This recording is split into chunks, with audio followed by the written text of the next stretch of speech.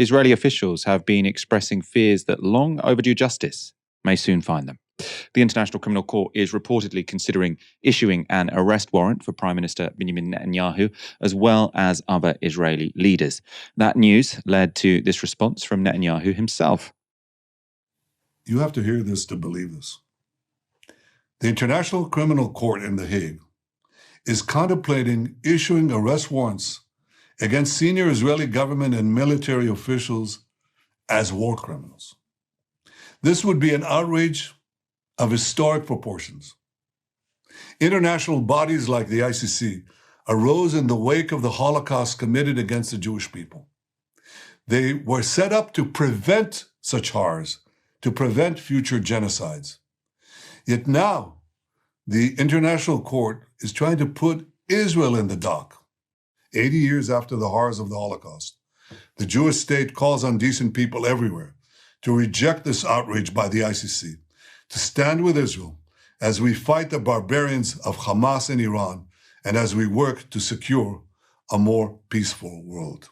Doesn't really get more kind of crude and cynical than that, does it? The ICC was set up, well, the ICC wasn't set up after the Holocaust. It was set up in sort of the 1990s, I think, very recently. But he's right, sort of this idea of genocide, we did get that after the Holocaust. But the idea that because Israel is a Jewish state and because Jews suffered under the Holocaust, you can't possibly accuse Israel of any war crimes whatsoever, to me just seems, I think to most people in the world, seems transparently ridiculous. I know at the end to call Hamas and Iran barbarians. Now, to me, that's verging on genocidal language. You know, you're dehumanizing, a whole people. Iran, many millions of people live there. You're calling them barbarians. Anyway, if the reports about the ICC are true, Netanyahu has every reason to be worried. Unlike the International Court of Justice, the ICJ, the ICC prosecutes individuals, not states. And while Israel, like its ally the US, has consistently refused to join the ICC, the court can still issue arrest warrants for Israelis when they commit crimes in states which are members. So since 2015, Palestine has been a member of the ICC. Now, if warrants are issued for Israeli officials, it would mean that all of the ICC's 124 member states would be obligated to arrest any of those officials if they entered their territory. In material terms, that would mean no more trips to Europe, including the United Kingdom, for Netanyahu and his cronies. But are these rumors true?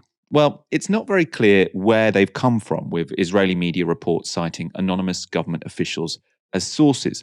And the ICC itself has said it won't comment on ongoing cases, referring to its investigation into potential Israeli war crimes in Palestine dating back to 2014. Now, that investigation has been ongoing since 2021. Last November, ICC Chief Prosecutor Karim Khan confirmed that the remit of that existing investigation would be expanded to include Israel's assault on Gaza. And on Tuesday, Reuters reported this: ICC war crimes prosecutors have been questioning staff at the Shifa and Nasser hospitals in Gaza.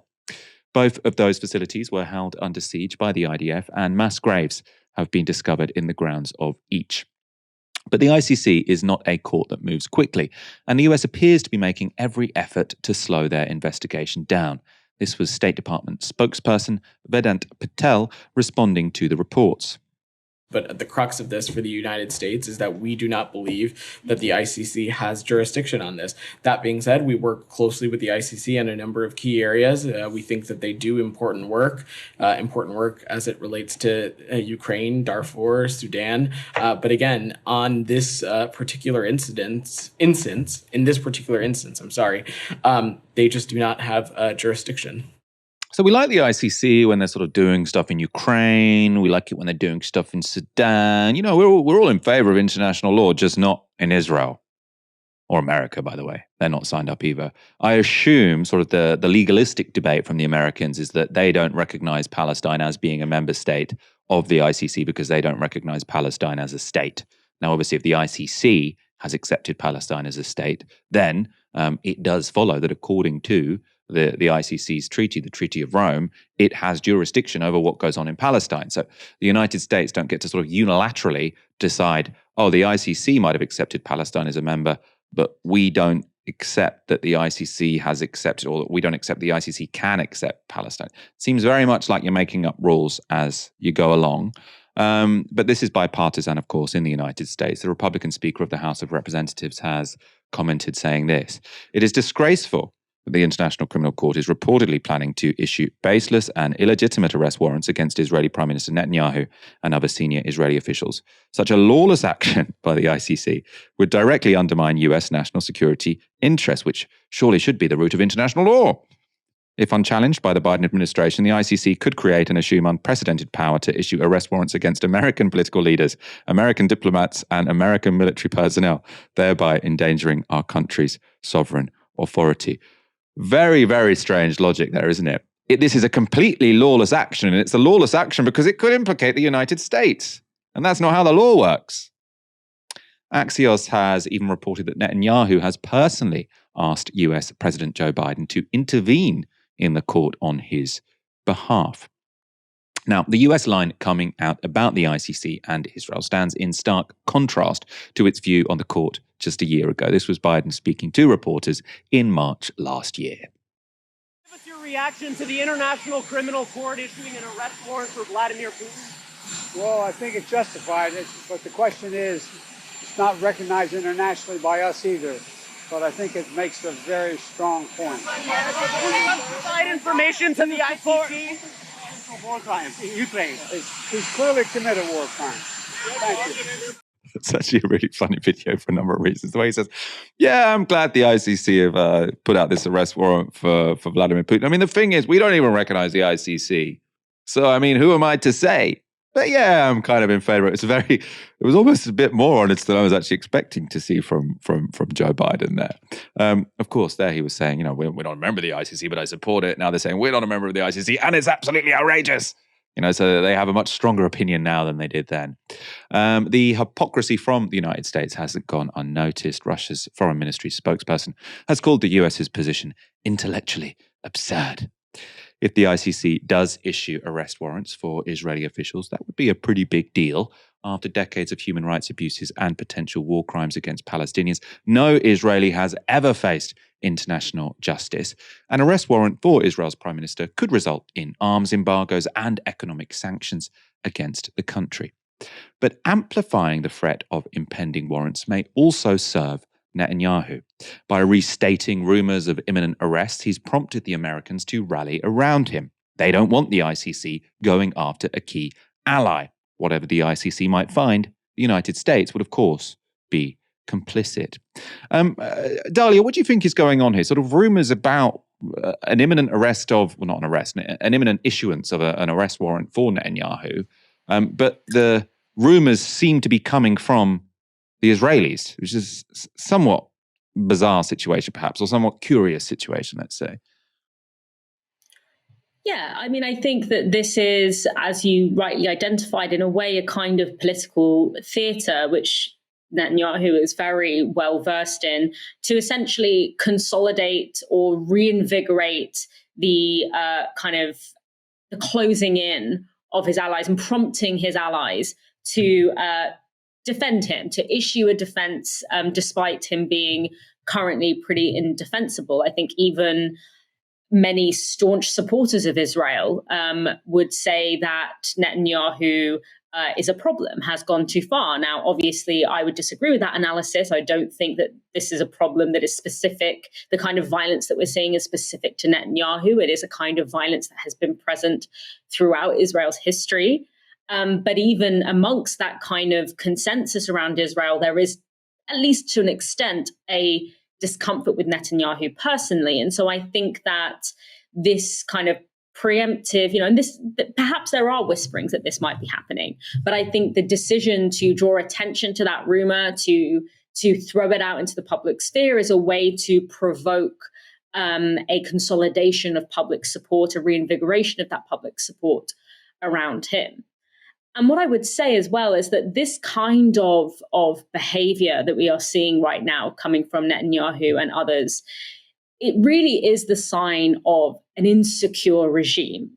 Despite the fact that they have overwhelming military might, overwhelming economic might, which they are completely unrestrained in their use of and their exploitation of, deep down, I think that the Israeli state is very insecure about what its political and reputational position when this genocide is over will look like. I don't think that they can see, even if they achieve it's unclear exactly what their military goal is. If we're going to say that their military goal is to clear Gaza of Palestinians, even if that is achieved, the kind of,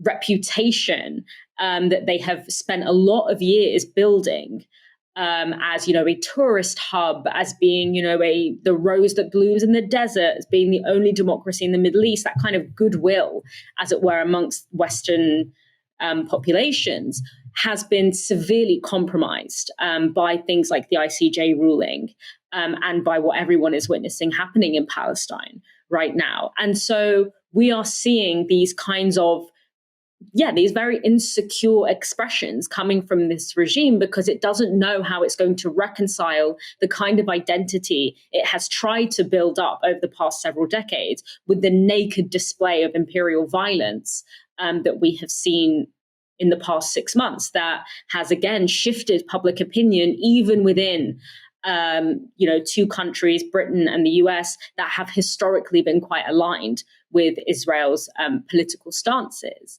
And I think in particular, if I was Netanyahu, I would be looking at the kind of organization and commitment and determination that we are seeing on US campuses as a kind of bad omen for the Israeli regime, because whilst students aren't necessarily perfect mirrors of the society in which they exist, typically students do tend to be more progressive, they do tend to be more radical than the society in which they exist. Whilst they aren't perfect mirrors, they are bellwethers more often than not. And when you see this kind of this level of organization and cohesion and relentlessness in continuing to protest around an issue despite huge amounts of violence and oppression from their own state and their own universities, more often than not, it indicates that a significant shift in public opinion